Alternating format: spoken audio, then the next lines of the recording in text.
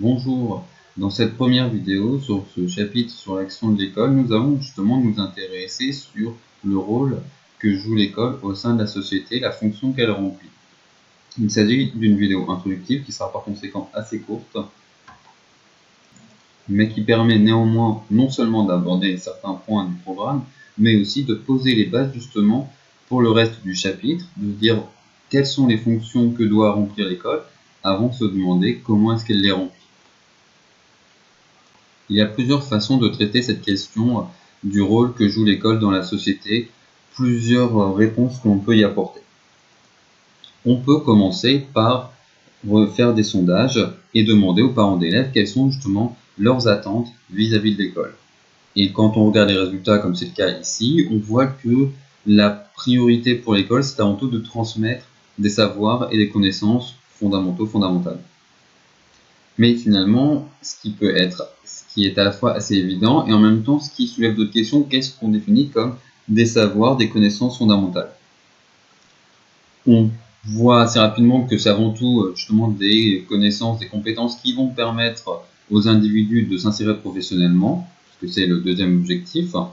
Mais quand on regarde d'autres priorités données à l'école, on voit qu'il y a cette question de favoriser l'épanouissement, l'autonomie de l'élève, développer ses compétences, apprendre à vivre avec les autres et en même temps partager des valeurs communes, développer un esprit critique. Donc il y a des choses qui clairement ne sont plus civiques que professionnelles et pragmatiques. Vous pouvez éventuellement distinguer trois rôles confiés à l'école. Donc cette idée de l'école doit être utile, elle doit donner aux individus, aux élèves et étudiants les moyens de réussir professionnellement. Elle doit en même temps permettre aux individus de développer leurs compétences, de développer en quelque sorte leur plein potentiel, à la fois en termes d'esprit critique, mais aussi d'épanouissement, d'autonomie, ce qu'on avait vu, et cette question aussi de socialisation, de apprendre à vivre ensemble. Et là, finalement, on a des choses qui peuvent se rapprocher, mais qui, là, vont être plutôt centrées sur les individus eux-mêmes, alors que là, c'est plutôt sur la société dans son ensemble. Pour ma part, je dirais que l'école a une double fonction. Tout d'abord, elle doit former de futurs citoyennes et citoyens. Donc là, je regroupe à la fois cette question de donner aux individus les pleins moyens de s'épanouir et en même temps de s'insérer dans la société en partageant des valeurs communes. Cette question d'esprit critique, mais en même temps de vivre ensemble, par exemple. Et c'est pour ça que l'école se retrouve souvent dans le débat public, à mes yeux. C'est parce que l'école étant un passage obligatoire, on attend d'elle qu'elle forme des citoyens parfaits, en quelque sorte. Et dès qu'il y a quelque chose qui va mal dans la société, on se dit il faut que l'école s'en occupe. Inégalité de genre, stéréotype de genre, il faut l'enseigner à l'école. Problème de racisme, il faut enseigner le vivre ensemble à l'école. Laïcité qui ne serait pas assez bien respectée, il faut que l'école insiste plus là-dessus. Donc l'école étant vraiment ce passage obligatoire partagé à tous, on lui confie beaucoup de choses. Parfois peut-être d'ailleurs on peut se demander si c'est pas trop par rapport à ce qu'elle pourrait vraiment réaliser. L'école est certes une instance de socialisation importante, certes c'est surtout une instance de socialisation sur laquelle on peut peser directement, on peut dire voilà, il y a tel programme, il y a tel objectif, etc. Encore faut-il se donner le moyen d'atteindre ces objectifs.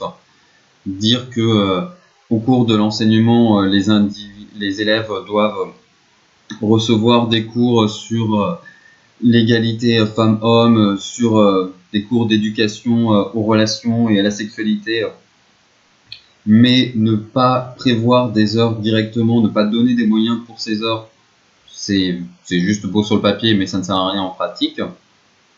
Mais même avec ça, finalement, l'école n'est qu'une instance de socialisation parmi d'autres. C'est pas celle qui a le plus de pouvoir, surtout quand on se concentre uniquement sur les enseignants. Alors qu'en réalité, là où l'école a un rôle de socialisation plus important, ça va être plutôt dans les interactions entre élèves, entre pairs.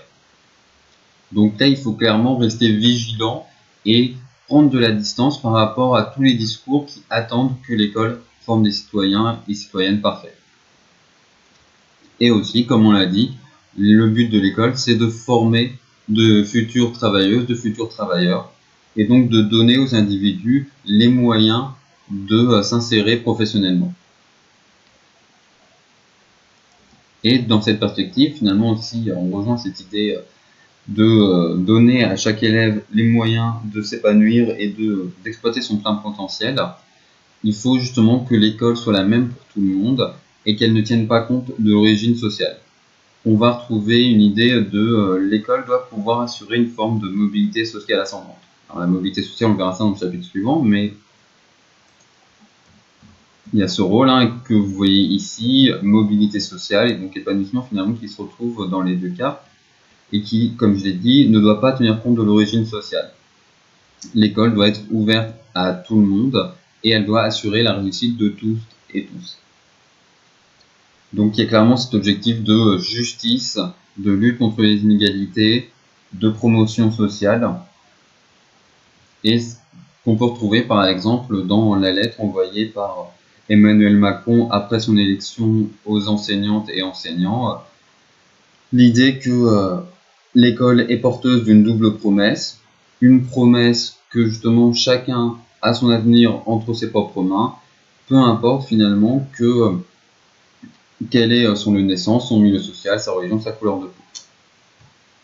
Cette idée de méritocratie que uniquement en fonction de vos efforts et de votre travail personnel, vous obtiendrez une position sociale, la position sociale que vous méritez. Et donc finalement, ça peut être, en tout cas moi, c'est comme ça que je définis les problématiques du chapitre.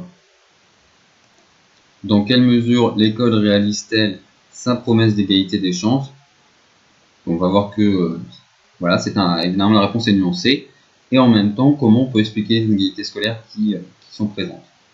Donc vous remarquez que dans cette problématique, qui correspond au programme, on ne parle pas de la question de transmission de compétences, de connaissances et d'insertion sur le milieu professionnel, alors qu'on a vu que c'était pourtant un des objectifs prioritaires de l'école, notamment de la part des parents d'élèves. Donc, voilà. Ce n'est juste pas mentionné dans le programme, donc c'est pour ça que je ne l'ai pas intégré dans le chapitre, mais la question peut se poser. Des travaux ont pu être réalisés sur ce sujet, et c'est clairement une question qui peut être explorée dans le cadre du grand oral, par exemple.